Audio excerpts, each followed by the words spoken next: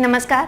History hub में आप सभी का हार्दिक स्वागत है। तो एक बार पुनः हम लोग प्रैक्टिस सेट के माध्यम से अपनी तैयारी को एक बेहतर आयाम प्रदान करेंगे और आज के जो प्रश्न हैं वो भारतीय राष्ट्रीय कांग्रेस से उठाए गए हैं और प्रयास रहेगा कि ये इस सेशन के माध्यम से आपकी भारतीय राष्ट्रीय कांग्रेस से संबंधित जो भी प्रश्न हैं उन पर अच्छी पकड़ बन जाए। तो यहाँ पर हम लोग भारतीय राष्ट्रीय कांग्रेस से संबंधित प्रश्नों पर चर्चा करेंगे और समझने का प्रयास करेंगे कि किसी भी तरह से अगर प्रश्न आता है तो हम उसको कैसे हल करें और पूरा जितने भी प्रश्न पूछे जा चुके हैं या जो बन सकते हैं उन पर हम लोग यहाँ पर चर्चा करने वाले हैं। तो पहला जो प्रश्न पूछा गया है, पहला प्रश्न है, निम्नलिखित में से कौन लगातार 6 वर्षों तक भारतीय राष्ट्रीय कांग्रेस का अध्यक्ष था। यहाँ पे पूछा जा रहा है लगातार 6 वर्षों तक। तो लगातार 6 वर्षों तक भारतीय राष्ट्रीय कांग्रेस का अध्यक्ष रहने वाले कौन व्यक्ति हैं? यहाँ पर जवाहरलाल नेहरू हैं, अबुल कलाम आज़ाद हैं, जी.के. गोखले यानी कि गोपाल कृष्ण गोखले हैं या फिर दादा भाई नौरोजी। तो क्या है इस प्रश्न का सही जवाब? आपको सही जवाब का चयन करना है। तो इस प्रश्न का सही जवाब है वो है अबुल कलाम आज़ाद। अगर आप यहाँ पे पूछा गया 6 वर्ष, अगर आपसे प्रश्न ये पूछा जाए कि सर्वाधिक समय तक भारतीय राष्ट्रीय कांग्रेस का अध्यक्ष बने रहने का गौरव किसे प्राप्त है, तो भी आपका उत्तर होगा अबुल कलाम आज़ाद। कब से कब तक ये रहे थे अध्यक्ष? तो ये 1940 का जो अधिवेशन हुआ था, रामगढ़ का जो अधिवेशन हुआ था, रामगढ़ झारखंड में, तो रामगढ़ अधिवेशन में अध्यक्ष चुने गए थे और 1946 तक ये कांग्रेस के अध्यक्ष रहे हैं। 1946 के नवंबर माह में मेरठ में जो कांग्रेस का अधिवेशन होता है उसमें नए अध्यक्ष का चुनाव होता है। नए अध्यक्ष कौन बनते हैं? जे.बी. कृपलानी। तो 1946 तक ये अध्यक्ष रहते हैं। तो ये 6 वर्ष हो गया। साथ ही साथ अगर प्रश्न पूछा जाए सर्वाधिक समय तक, तो सर्वाधिक समय तक रहने वाले भी अध्यक्ष यही हो जाएंगे। तो इस प्रश्न का सही जवाब है अबुल कलाम आज़ाद। कब अध्यक्ष चुने गए थे? 1940 में चुने गए थे, रामगढ़ अधिवेशन में। रामगढ़ कहाँ है? झारखंड में है। और 1946 तक ये कांग्रेस के अधिवेशन अध्यक्ष रहे, क्योंकि 1940 से लेकर के 1946 तक कांग्रेस का कोई सेशन नहीं होता है। स्थितियाँ क्या चल रही थी? आप देख रहे हैं कि विश्व पटल पर द्वितीय विश्व युद्ध चल रहा है। 1939 में प्रारंभ हो जाता है और 1940 का अधिवेशन में अध्यक्ष बनते हैं और चूँकि भारत को भी एक युद्धरत राष्ट्र घोषित कर दिया जाता है, इसलिए भारतीयों ने इसका विरोध किया। फिर व्यक्तिगत सत्याग्रह प्रारंभ हो जाता है। उसके बाद आप देखते हैं कि अगस्त प्रस्ताव, क्रिप्स मिशन और फिर आगे चल करके भारत छोड़ो आंदोलन शुरू हो जाता है। तो इन सारे उलझनों के चलते कोई अधिवेशन नहीं हो पाया। और जितने भी भारत छोड़ो आंदोलन के समय जो महत्वपूर्ण नेता थे, आप देखते हैं कि 8 अगस्त को घोषणा होती है भारत छोड़ो आंदोलन की और 8 अगस्त की मिडनाइट ऑपरेशन जीरो आवर के तहत सभी बड़े नेताओं को गिरफ्तार कर लिया जाता है। जब प्रमुख नेता ही गिरफ्तार हो गए तो अधिवेशन कैसे हो सकता था? तो इन्हीं परिस्थितियों में चूंकि अधिवेशन नहीं हो पाया कोई, तो 1946 तक कंटिन्यू जो कांग्रेस के अध्यक्ष रहे वो रहे अबुल कलाम आज़ाद। और 1946 के नवंबर माह में मेरठ में जो अधिवेशन होता है वहाँ पर चुने जाते हैं जे.बी. कृपलानी। इस प्रश्न का सही जवाब है बी। आगे चलते हैं, अगले प्रश्न को देखते हैं। अगला प्रश्न है, जब भारत स्वतंत्र हुआ उस समय कांग्रेस के अध्यक्ष कौन थे? अब यहाँ पे स्वतंत्रता के समय पूछा जा रहा है, यानी कि आपसे पूछ रहा है 15 अगस्त 1947 को जबकि भारत आज़ाद हुआ तो भारत के उस समय भारतीय राष्ट्रीय कांग्रेस के अध्यक्ष कौन थे? तो अभी आपको हमने बताया कि जो नवंबर 1946 का मेरठ अधिवेशन हुआ था वहाँ पर जो अध्यक्ष चुने गए थे वो चुने गए थे जे.बी. कृपलानी। तो 47 में आपका देश आज़ाद हो रहा है, तो जब देश आज़ाद हो रहा है तो उस समय जो अध्यक्ष थे वो भी थे जे.बी. कृपलानी। तो इस प्रश्न का सही जवाब है जे.बी. कृपलानी। नवंबर माह में चुने जाते हैं 1946 में और देश की आज़ादी के समय भी जे.बी. कृपलानी ही अध्यक्ष होते हैं। अगर आपसे पूछा जाए कि अबुल कलाम आज़ाद के बाद कौन भारतीय राष्ट्रीय कांग्रेस का अध्यक्ष बना, तो भी आपका उत्तर हो जाएगा जे.बी. कृपलानी। नेक्स्ट क्वेश्चन देखते हैं।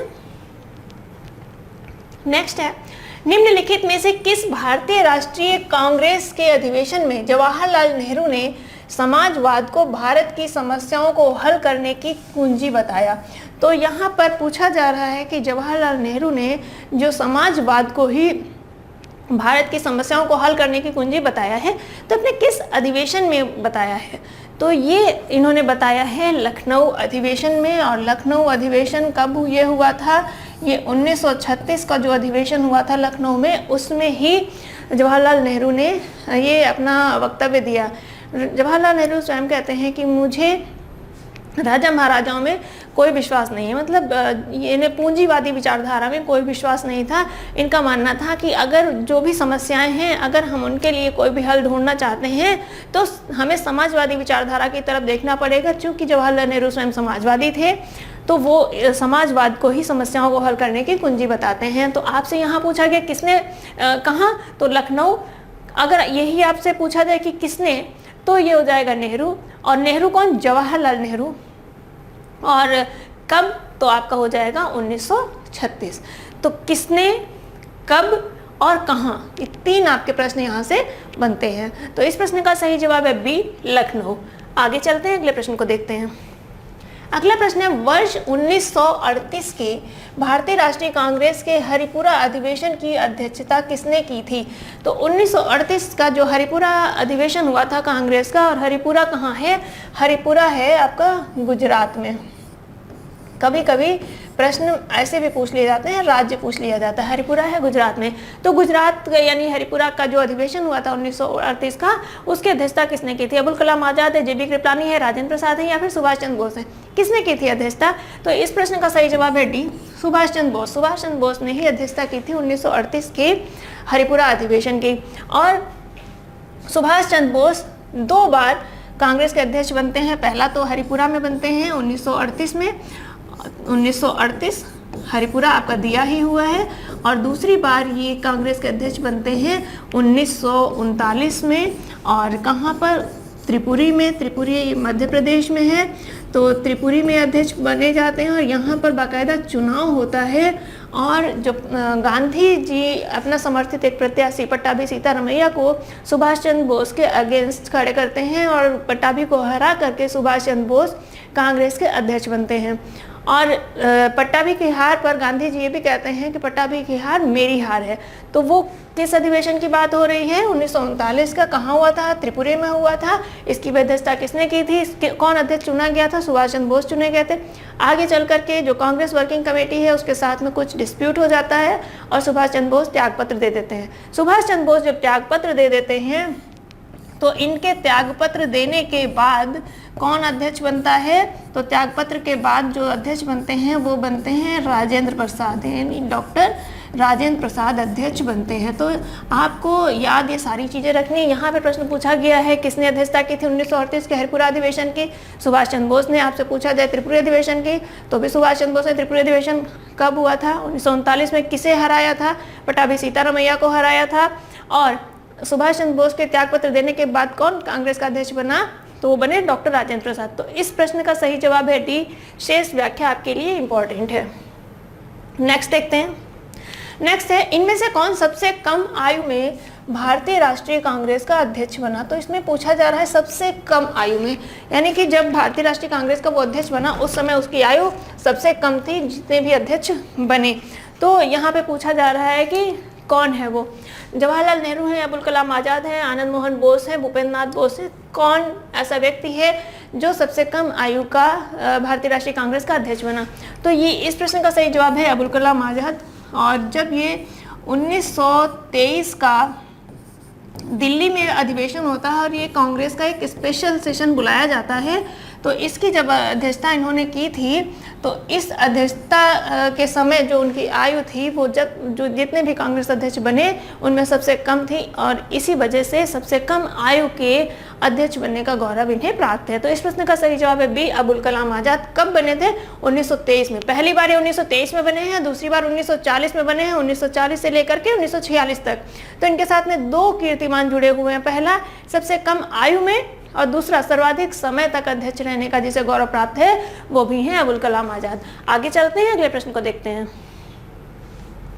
अगला प्रश्न है, भारतीय राष्ट्रीय कांग्रेस के 1924 के अधिवेशन में महात्मा गांधी द्वारा मात्र एक बार अध्यक्षता की गई। यह अधिवेशन कहाँ हुआ था? महात्मा गांधी इतने पॉपुलर नेता थे लेकिन उसके बावजूद भी उन्होंने कांग्रेस के सिर्फ एक ही अधिवेशन की अध्यक्षता की है, और वो अधिवेशन 1924 में हुआ था। प्रश्न पूछा जा रहा है कि वो अधिवेशन कहाँ हुआ था? तो वो जो अधिवेशन हुआ था वो हुआ था बेलगांव में। बेलगांव कहाँ है? ये कर्नाटका में है। तो इसी अधिवेशन की अध्यक्षता की थी गांधी जी ने। प्रश्न ये भी पूछा जा सकता है कि कब की थी, वर्ष पूछा जा सकता है तो 1924। आपसे भी पूछा जा सकता है 1924 के बेलगांव अधिवेशन की अध्यक्षता किसने की थी, तो महात्मा गांधी ने। एक ही प्रश्न से 3 तरह से प्रश्न घुमा के पूछे जा सकते हैं, आपको सभी संदर्भ को समझना है। आगे चलते हैं, अगले प्रश्न को देखते हैं। अगला प्रश्न है, भारतीय राष्ट्रीय कांग्रेस के निम्नलिखित अधिवेशनों में से किसकी अध्यक्षता सी विजय राघव चेरियार ने की थी। तो यहाँ पे 3 अधिवेशन दिए हुए हैं, आपको बताना है कि किस अधिवेशन की अध्यक्षता सी विजय राघव चेरियार ने की थी। सी विजय राघव चेरियार यानी कि जिनको पॉपुलरली जो नाम बोलते हैं वी राघवाचारी, तो किसने वी राघवाचारी ने किस अधिवेशन की अध्यक्षता की थी, तो उन्होंने जिस अधिवेशन की अध्यक्षता की थी वो थी नागपुर अधिवेशन। तो नागपुर अधिवेशन अपने आप में बहुत ही महत्वपूर्ण है। जो असहयोग आंदोलन है, तो असहयोग आंदोलन का जो पूरा प्रारूप है, जो उसका प्रस्ताव है, वो यहीं पर पारित हुआ था नागपुर में। तो असहयोग का प्रस्ताव कहाँ पारित हुआ, असहयोग का प्रस्ताव नागपुर अधिवेशन में ही पारित हुआ था। इसकी विशेषता ही यही है कि जो इसमें क्या हुआ था, इसमें असहयोग का प्रस्ताव पारित हुआ था। कहीं कहीं पर ये लिखा हुआ है सितंबर 1920 का जो अधिवेशन हुआ था, कलकत्ता का एक विशेष अधिवेशन जिसकी अध्यक्षता लाला लाजपत राय ने की थी, वहाँ असहयोग प्रस्ताव पारित किया। वहाँ पर प्रस्ताव पारित नहीं हुआ था, वहाँ पर कांग्रेस ने असहयोग को स्वीकार किया था कि खिलाफत आंदोलन के अंतर्गत असहयोग को एक अस्त्र के रूप में स्वीकार किया जाए, अपनाया जाए। ये जो गांधी जी का विचार था, इसको कांग्रेस के द्वारा मान लिया गया था। फिर पूरा प्रस्ताव बना कि क्या करना है क्या नहीं करना है, तो वो सारा जो प्रस्ताव बना, वो प्रस्ताव जो पारित हुआ वो कहाँ पारित हुआ, नागपुर अधिवेशन में 1920 में। तो इसकी विशेषता क्या थी, असहयोग प्रस्ताव पारित हुआ। साथ ही साथ पहली बार देशी रियासतों के संदर्भ में जो नीति कांग्रेस की थी, तो वो भी इसी अधिवेशन में हुई। अब इतनी महत्वपूर्ण चीज़ें जहाँ पर हो रही हैं, तो वो अधिवेशन के अध्यक्ष भी महत्वपूर्ण हो जाते हैं। इसीलिए ये प्रश्न पूछा जाता है वी राघवाचारी के संदर्भ में। तो इन्होंने जिस अधिवेशन की अध्यक्षता की थी वो नागपुर अधिवेशन था। कब हुआ था, 1920 में हुआ था। क्या प्रमुख चीज़ थी, असहयोग प्रस्ताव पारित हुआ था। साथ ही साथ देशी रियासतों संबंधी अपनी नीति भी कांग्रेस ने इसी अधिवेशन में प्रस्तुत की थी पहली बार। तो इस प्रश्न का सही जवाब है बी। आगे चलते हैं, अगले प्रश्न को देखते हैं। नेक्स्ट है, निम्नलिखित में से भारतीय राष्ट्रीय कांग्रेस के किस अधिवेशन में बाल गंगाधर तिलक ने अभिव्यक्त किया था, स्वराज मेरा जन्मसिद्ध अधिकार है, मैं उसे लेकर रहूंगा। तो किस अधिवेशन में ये अभिव्यक्ति दी गई है, ये इंडिविजुअल भी क्वेश्चन पूछा जाता है कि ये स्टेटमेंट किसका है, स्वराज मेरा जन्मसिद्ध अधिकार है। ये आयोग का बहुत पेट क्वेश्चन है। तो कौन सा अधिवेशन है, बनारस अधिवेशन, कलकत्ता अधिवेशन, सूरत अधिवेशन या फिर लखनऊ अधिवेशन। तो इस प्रश्न का सही जवाब है डी, लखनऊ अधिवेशन 1916। 1916 का जो लखनऊ अधिवेशन हुआ था बहुत ही महत्वपूर्ण था। इसमें क्या क्या घटनाएं हुई थी, इसमें एक तो हुआ था कांग्रेस लीग पैक्ट, कांग्रेस और मुस्लिम लीग के बीच जो समझौता हुआ था उसी को कांग्रेस लीग समझौता या कांग्रेस लीग पैक्ट कहते हैं। और दूसरा, नरम दल और गरम दल के बीच में भी इसी अधिवेशन में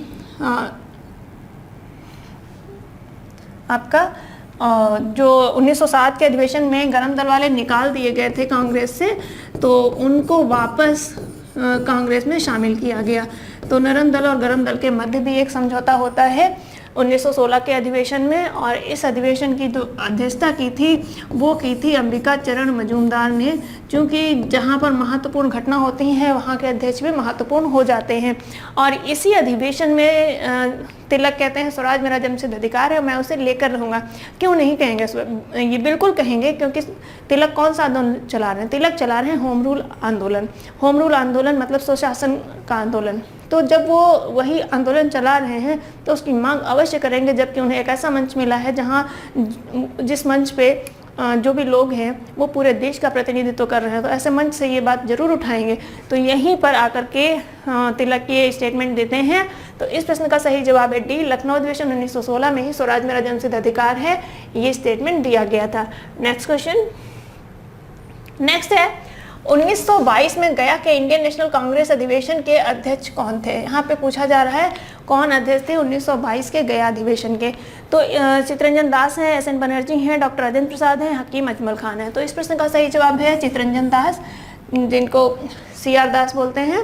या देशबंधु जिनको टाइटल मिला था। तो देशबंधु चितरंजन दास ही इस अधिवेशन के अध्यक्ष थे। 1922 में हुआ था, गया में हुआ था, और विधान परिषद के चुनाव में भाग लेने और ना लेने को लेकर के दो मत बने थे।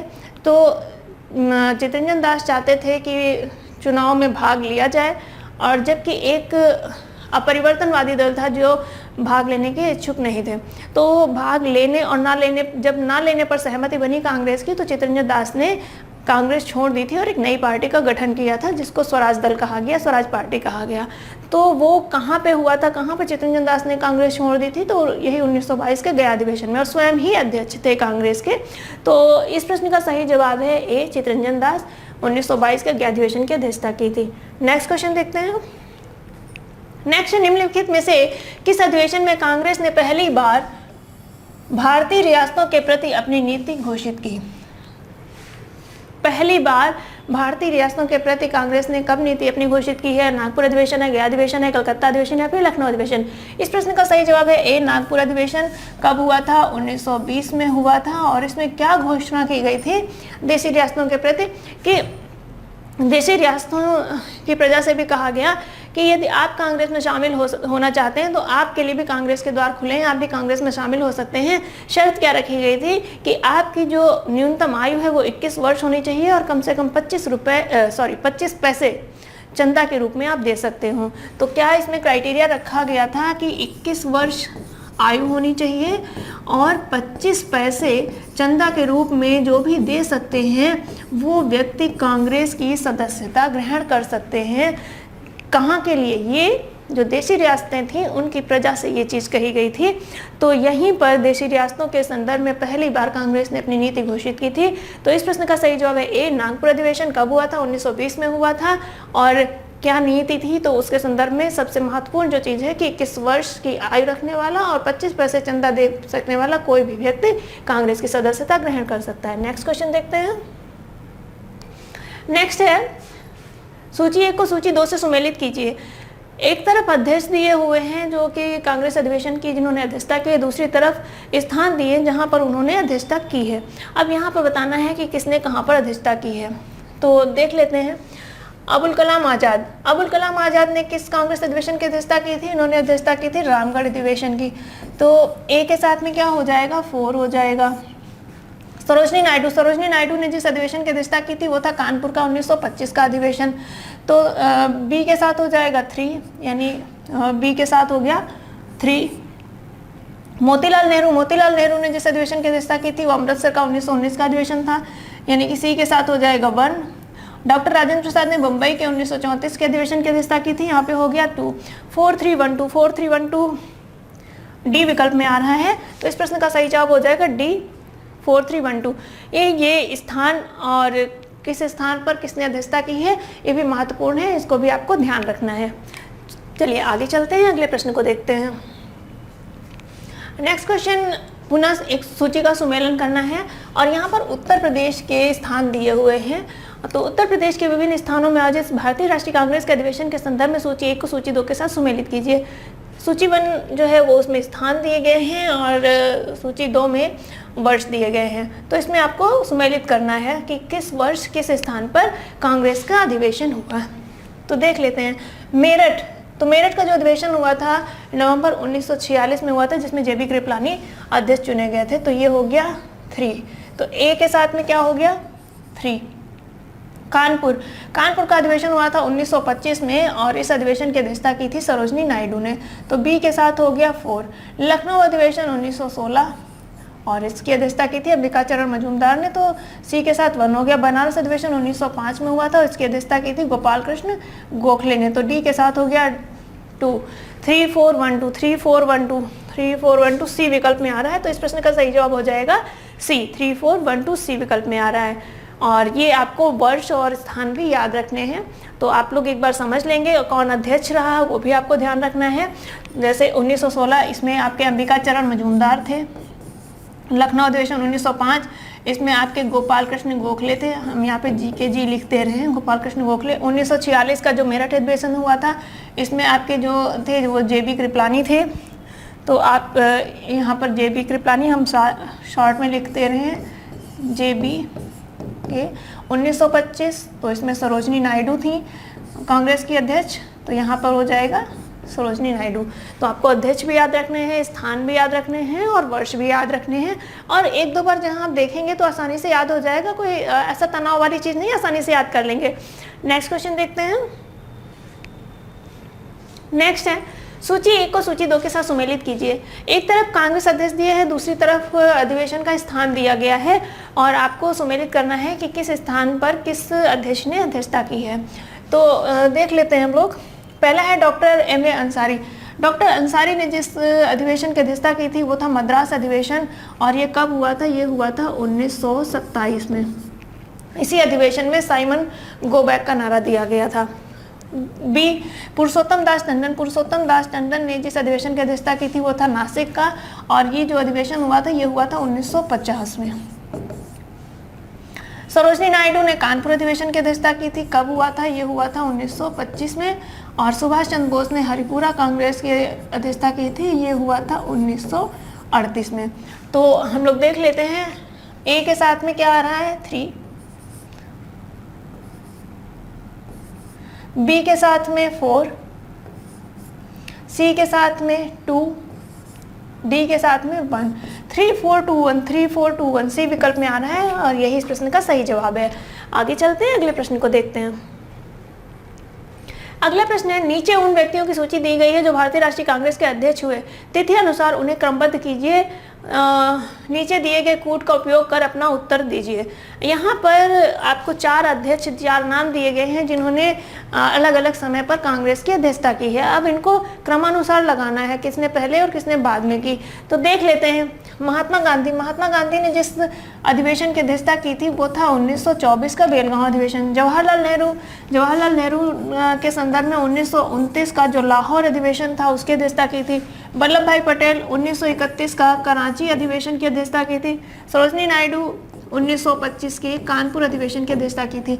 अब यहाँ पर हम लोग क्रम लगा लेते हैं। सबसे पहले क्या आ जाएगा? 1 आ जाएगा 1924, उसके बाद आएगा 1925 यानी कि 4, और इसके बाद आएगा 1929 यानी कि 2, और लास्ट में आएगा 3। 1 4 2 3, 1 4 2 3, 1 4 2 3 C विकल्प में आ रहा है। ये इस प्रश्न का सही जवाब है। तो इस प्रश्न का सही जवाब है C। आगे चलते हैं, अगले प्रश्न को देखते हैं। अगला प्रश्न निम्नलिखित कथनों पर विचार कीजिए। भारतीय राष्ट्रीय कांग्रेस का प्रथम अधिवेशन कलकत्ता में हुआ था या नहीं था? आपको विचार करना है। भारतीय राष्ट्रीय कांग्रेस का दूसरा अधिवेशन दादा भाई नौरोजी की अध्यक्षता में हुआ था या नहीं हुआ था? विचार आपको करना है। भारतीय राष्ट्रीय कांग्रेस तथा मुस्लिम लीग दोनों ने लखनऊ में 1916 में अधिवेशन किया तथा लखनऊ समझौता संपन्न किया। अब इसमें बताना है कि उपयुक्त कथनों में से कौन से सही है। कोई केवल इसमें 1 और 2 सही है, केवल 2 सही है, 2 और 3 सही है, केवल 3 सही है। तो आपको सही कथन का चयन करना है। चलिए देख लेते हैं हम लोग। पहला है भारतीय राष्ट्रीय कांग्रेस का प्रथम अधिवेशन कलकत्ता में हुआ था। भारतीय राष्ट्रीय कांग्रेस का अधिवेशन कब हुआ था? पहला ये हुआ था 1885 में, और कहाँ हुआ था? ये हुआ था बम्बई में। अब क्या कह रहा है कि प्रथम अधिवेशन कलकत्ता में हुआ था, तो कलकत्ता में नहीं हुआ था, कहाँ हुआ था? बम्बई में हुआ था। ये कथन आपका गलत हो गया। दूसरा है भारतीय राष्ट्रीय कांग्रेस का दूसरा अधिवेशन दादा भाई नौरोजी की अध्यक्षता में हुआ था। बिल्कुल हुआ था। दूसरा अधिवेशन कब हुआ था? ये 1886 में हुआ था, और कहाँ हुआ था? कलकत्ता में हुआ था, और इसकी अध्यक्षता की थी दादा भाई नौरोजी ने। तो ये कथन तो बिल्कुल सही है। तीसरा है भारतीय राष्ट्रीय कांग्रेस तथा मुस्लिम लीग दोनों ने लखनऊ में 1916 में अधिवेशन किया और लखनऊ समझौता संपन्न किया। बिल्कुल हुआ था। 1916 का जो अधिवेशन था वो मुस्लिम लीग और कांग्रेस का संयुक्त अधिवेशन हुआ था, और कांग्रेस लीग समझौता हुआ था, और ये समझौता जो हुआ था वो मोहम्मद अली जिन्ना और तिलक की मध्यस्थता से संपन्न हो पाया था, और कांग्रेस ने मुस्लिम लीग की पृथक निर्वाचन मंडल की जो मांग थी उसको स्वीकार कर लिया था। तो तीसरा कथन भी सही है। पहला गलत है, दूसरा तीसरा सही है, दूसरा और तीसरा सही है, सी विकल्प में आ रहा है। तो इस प्रश्न का सही जवाब हो जाएगा सी। 2 और 3 सही है, जबकि पहला कथन गलत है। इस प्रश्न का सही जवाब है सी। आगे चलते हैं, अगले प्रश्न को देखते हैं। अगला प्रश्न निम्नलिखित कथनों पर विचार कीजिए। भारतीय राष्ट्रीय कांग्रेस की प्रथम महिला अध्यक्ष सरोजनी नायडू थी या नहीं थी? आपको विचार करना है। दूसरा कथन है भारतीय राष्ट्रीय कांग्रेस के प्रथम मुस्लिम अध्यक्ष बदरुद्दीन तैयब जी थे या नहीं थे? विचार करके बताइए। फिर इन्हीं में से आपको बताना है कि उपयुक्त कथनों में से कौन सा सही है। केवल 1, केवल 2, 1 और 2 दोनों, ना तो 1 और ना ही 2। तो देख लेते हैं हम लोग। भारतीय राष्ट्रीय कांग्रेस की प्रथम महिला अध्यक्ष सरोजनी नायडू थी। तो सरोजनी नायडू भारतीय राष्ट्रीय कांग्रेस की प्रथम थी, लेकिन प्रथम भारतीय महिला अध्यक्ष थी, प्रथम महिला अध्यक्ष नहीं थी। तो ये कथन आपका गलत हो जाता है। प्रथम महिला अध्यक्ष कौन थी? ये थी एनी बेसेंट। और कब इन्होंने अध्यक्षता की थी? 1917 में की थी। कहाँ हुआ था अधिवेशन? ये अधिवेशन हुआ था कलकत्ता में। तो 1917 के कलकत्ता अधिवेशन की अध्यक्षता की थी एनी बेसेंट ने, और भारतीय राष्ट्रीय कांग्रेस की पहली महिला अध्यक्ष बनने का जो कीर्तिमान अर्जित किया वो एनी बेसेंट ने किया। सरोजनी नायडू प्रथम भारतीय महिला थी, भारतीय राष्ट्रीय कांग्रेस की प्रथम भारतीय महिला अध्यक्ष बनी है। तो अगर पूछा जाए प्रथम भारतीय महिला, तो प्रथम भारतीय महिला बनी थी। और ये कब इन्होंने अध्यक्षता की थी? 1925 के कानपुर अधिवेशन की अध्यक्षता की थी। तो भारतीय राष्ट्रीय कांग्रेस की प्रथम भारतीय महिला अध्यक्ष बनी थी सरोजनी नायडू 1925 में कानपुर में। और यहाँ पे पूछा जा रहा है प्रथम महिला अध्यक्ष सरोजनी नायडू थी, ये कथन गलत है। दूसरा, भारतीय राष्ट्रीय कांग्रेस प्रथम मुस्लिम अध्यक्ष बदरुद्दीन तैयब जी थे, ये कथन बिल्कुल सही है। और किस अधिवेशन की इन्होंने अध्यक्षता की थी? तो इन्होंने अध्यक्षता की थी 1887 का ये मद्रास अधिवेशन हुआ था, इस अधिवेशन की इन्होंने अध्यक्षता की थी। तो यहाँ पर पहला कथन गलत है, दूसरा सही है, तो केवल 2 सही है, यानी बी इस प्रश्न का सही जवाब है। तो यहाँ पर इस प्रश्न का सही जवाब है बी। नेक्स्ट क्वेश्चन देखते हैं हम लोग। नेक्स्ट है, निम्नलिखित में से किसने अखिल भारतीय हरिजन सेवक संघ की 1932 में स्थापना की थी? तो अखिल भारतीय हरिजन सेवक संघ की स्थापना पूछी जा रही है। तो यहाँ पर प्रश्न ये भी पूछा जा सकता है कि कब की गई थी?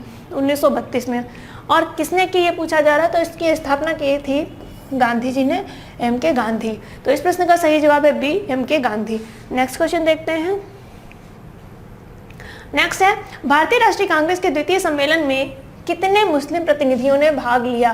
तो यहाँ पर पूछा जा रहा है कितने मुस्लिम प्रतिनिधियों ने भाग लिया किस सम्मेलन में?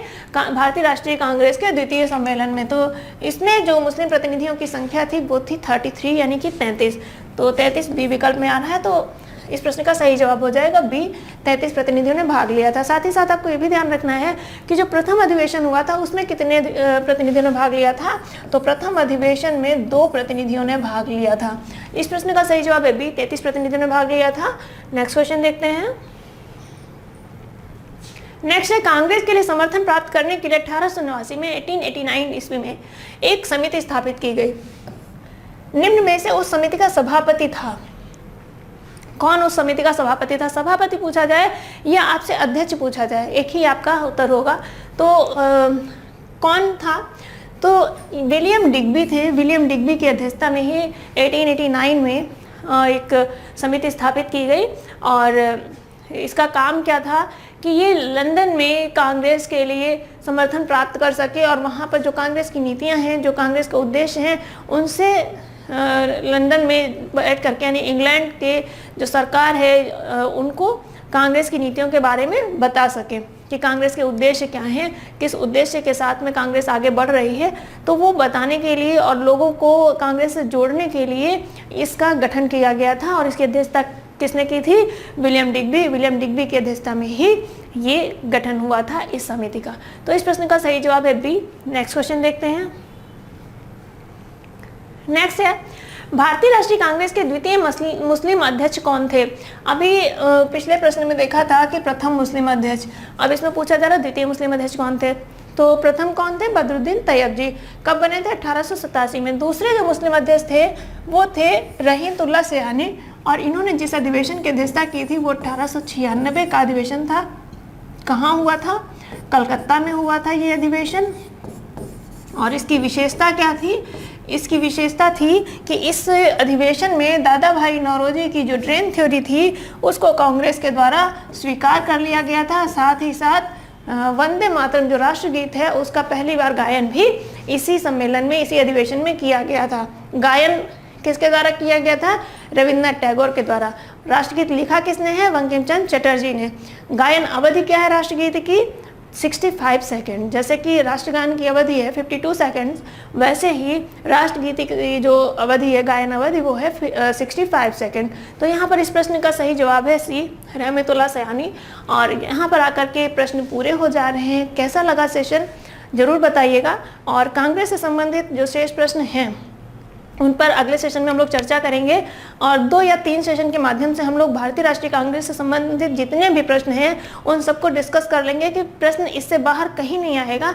आप कोई भी प्रश्न, कोई भी परीक्षा देने जाएंगे, निश्चिंत होकर जाइए। अगर आपने ये सेशन के थ्रू आपने सारे प्रश्नों को देख लिया है, व्याख्या को देख लिया है, तो गारंटी है कि आप भारतीय राष्ट्रीय कांग्रेस से संबंधित कोई भी प्रश्न परीक्षा में आएगा आपसे गलत नहीं होगा। बस व्याख्या को ध्यान से सुनिए। तो चलिए मिलते हैं इसी तरह के अगले सेशन में। तब तक के लिए आप सभी को बहुत बहुत धन्यवाद। Thank you.